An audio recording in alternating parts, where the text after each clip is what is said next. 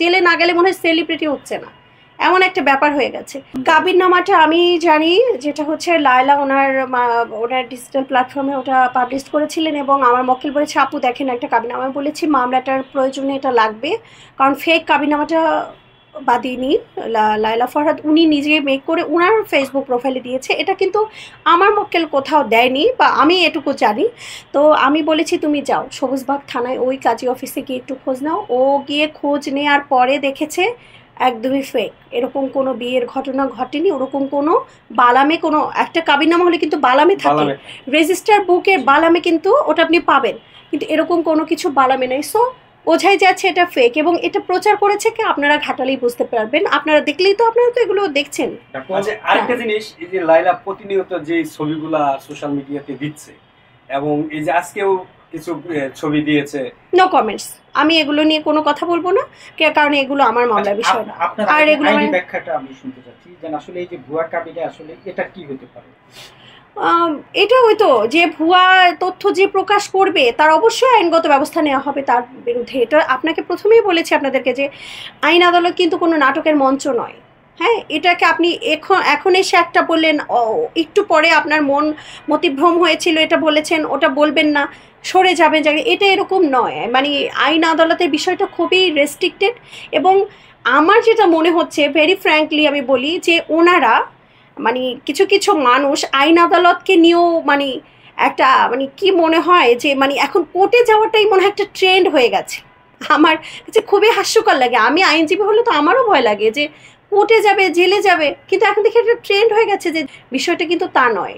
যে জেলের ভিতরে থেকেছে প্রিন্স মামুন তাকে জিজ্ঞেস করবেন ভিতরের বিষয়টা আসলে কতটা কঠিন, যে যায় তাকে জিজ্ঞেস করবেন। মামুন নামে সর্বমোট কয়টা মামলা আছে? 4টা হয়রানিমূলক মিথ্যা মামলা আছে।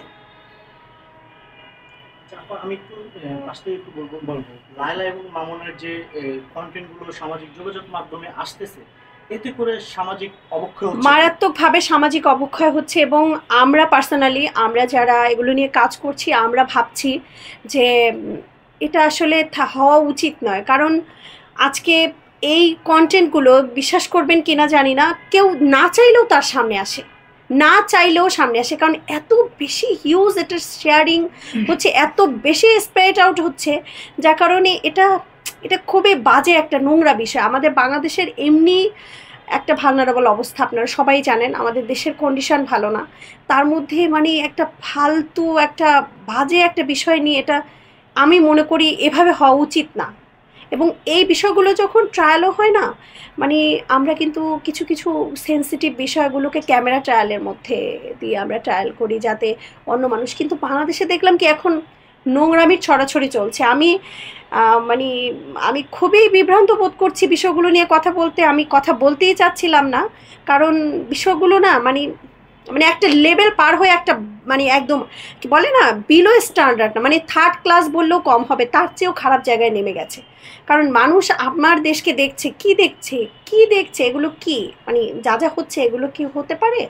বাংলাদেশে অনেক বড় বড় ইস্যু এখন সামনে আছে। হ্যাঁ, এখন এত বড় বড় বিষয়গুলো নিয়ে বাংলাদেশ আছে।